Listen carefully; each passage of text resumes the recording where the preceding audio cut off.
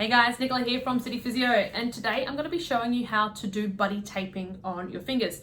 Now, buddy taping is a technique used for a finger sprain, strain, or even a small fracture. But it can be a little bit tricky to do if you don't know what you're doing. So what you're looking for is to grab some tape from your local pharmacy, or even supermarkets sometimes have your sort of tape there. You've got a couple of different kinds of tapes. This is rigid sports tape. It's got little zigzags on the edges here, making it hand tearable, which means you can tear it with your hands rather than scissors. And then you've got this sort of style, which is more of an elastoplast. It's stretchy, it's very sort of adhesive and really sticky. My personal preference is not this tape, but this tape instead, the more rigid version. Now, that's just a personal preference. You can do all of the taping with this sort of tape. I'll show you how as well. But if you can, you're looking to grab this size, well, this type of tape. It comes in a variety of widths. Don't worry too much on the width because you can actually just tear it smaller, which is what I'm going to do here. So this tape here is 38 millimeters, I'm pretty sure is the size.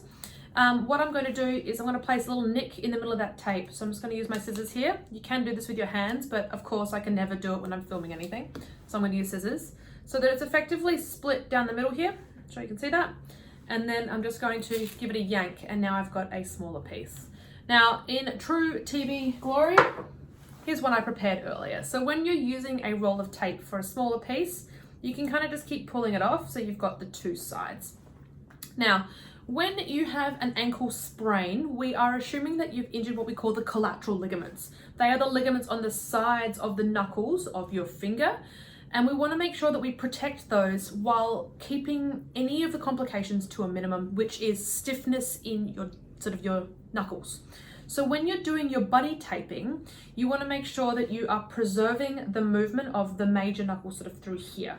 So you get your tape and you're pulling off a piece about maybe that long-ish. Again, hand tearable, so if you can just pull it off, flatten that bit off. And what we're looking to do is tape the two fingers together, hence buddy taping. So if you have sprained either your index or your middle finger, the taping is really self-explanatory. You stick the tape over your finger, preserving the knuckle, and then you loop it around itself back to the other side. So you can see I've still got full range of those knuckles, but my fingers are protected together. Now your second piece of tape goes around the fingers as well, but this time it actually goes over the end sort of joints to protect it. So keeping that middle joint free, you're going to loop it over like this, stick it down, and you're looking just to wrap it around the finger 1.5 to 2 times for good stability. And that is what your sort of buddy taping looks like for your index or your middle finger.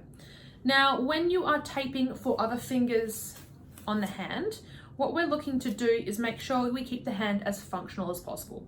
So I'm going to take these ones off. Now, my preference for taping for the middle finger is to stick it to your index finger. You can stick it to your ring finger, but your hand sort of becomes a little bit like claw-like. It's a bit harder to use. But if you have sprained your ring finger, my preference always is tape to the middle finger. Because taping it to the little finger makes your hand a bit useless. So for starters, in order to preserve that knuckle, because of the height difference, you've actually got to come on quite an angle. And then when you get to taping this end of the finger, it's a bit useless. So what you do is you do the same thing. If we were taping that ring finger to pinky, is you come around, but you got to bring that tape on a massive angle. So you can see that I'm coming off as an angle here. Loop it around the hand. Oh, I can't even do it now. Loop it around the hand and stick them together like that. And then for your second piece of tape, when you bring it over the fingers, it gets quite tricky because now I'm like, that's not my finger anymore. And I loop it this way. It's also not very secure. So if you've injured your ring finger, taping it to this guy is not going to give it stability and security, whereas if you tape your ring finger to your middle finger, they're both quite strong. However, if you sprained your little finger, you have no options. This is your taping technique for your pinky finger, okay? You want to replace this one a couple of times a day or as you wash your hands because the tape loses its stick and it loses its rigidity, becomes a bit flexible. So you want to make sure you're keeping it nice and clean. and you can clean and dry between your fingers as well at the same time. Now, as promised, I'm going to show you what the taping technique looks like for the middle fingers. I'm going to use the stretchy sort of Elastoplast tape. Now, because it's got some spring to it, you want to make sure that you're getting enough stability from this tape.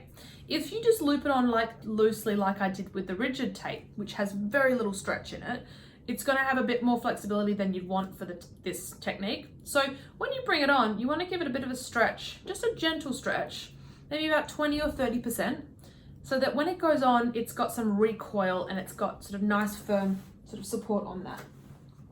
Same thing when you're doing the other half. Stick it down, give it a bit of a stretch, and then loop it around. Again, 1.5 to 2 times to get that stability. So that is what your middle fingers taped together for a buddy taping looks like. Now, when we are taping fingers, how tight is too tight? The main thing you're looking for is what we call capillary return. So capillary return, see how my fingertips are quite pink here? If I give this a bit of a squeeze, it blanches, it goes white, and then returns quite quickly back to pink. That means that my capillary return in my fingers is quite good. If you have taped your fingers too tight, that capillary return is very, very slow or doesn't happen at all, or even your fingernails will start to turn a bluish purple color. If you have that, immediately remove the tape, loosen it all off, and start again. Sometimes that can be from the tape itself, it's too tight. Other times it's because your finger is swelling up. So either way, you need blood flow to your fingertips, so make sure you unload that. So that's your legal disclaimer. Now, a sprained or strained finger should get better within sort of 2 to 4 weeks.